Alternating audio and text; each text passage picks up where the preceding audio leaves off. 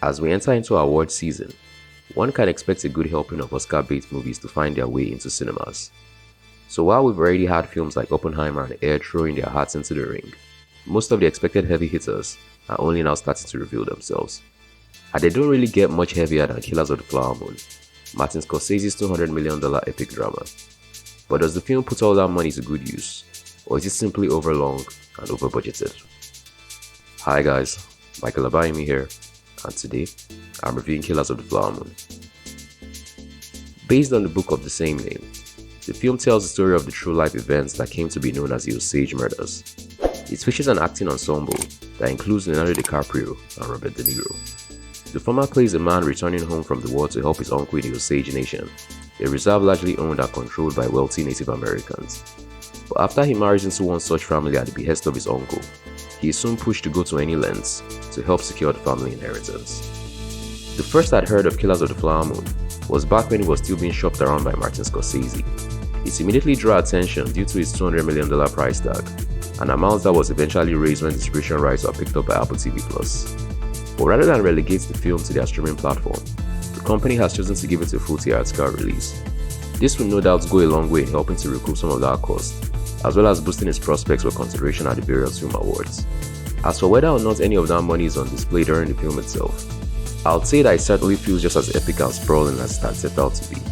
The film is beautifully shot as one would expect from a director of the caliber of Martin Scorsese, but unlike his previous film, The Irishman, which had made extensive use of CGI to de-age its main actors, this one has a harder time justifying its budgets, especially in the wake of a film like The Creator, which was several times more ambitious and cost half as much to make.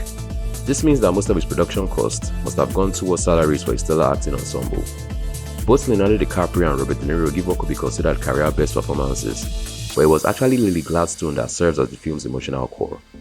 Her performance was restrained and yet powerful, evoking all the pain and suffering her character was made to go through. So I'll definitely be expecting to hear her name get called out among the nominees at next year's Oscars, along with the two other headliners.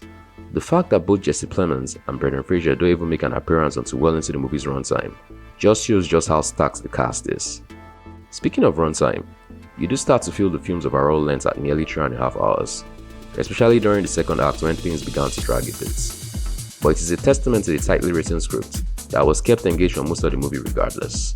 It did sort of just fizzle out at the end though, right where one would expect a more pronounced climax and resolution. But I'll put that down to it being beholden to presenting the facts as close to the way they had happened in real life as it could, as opposed to something more cinematic or sensational. And that is another area where I feel the movie might alienate more casual viewers, in the way that it presents some of its facts with very little context, almost as though it expects that the viewer is already well versed in its subject matter.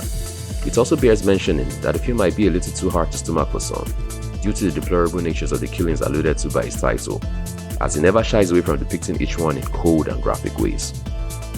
Killers of the Flower Moon is as rewarding as it is challenging to watch. It forgoes traditional payoffs in favor of an examination of the evils people are capable of in their greedy pursuits.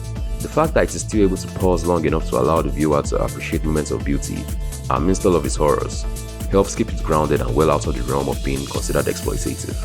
But its length and dire subject matter might sadly keep it out of many people's comfort zones. I'll give the film an 8 out of 10. We'll be checking out Killers of the Flower Moon this weekend. Let me know in the comment section down below. I'll be dropping a review for Five Nights at Freddy's soon, so make sure you are subscribed to the channel with notifications turned on if you don't want to miss it when it goes up. And until the next one, this is Michael, signing off.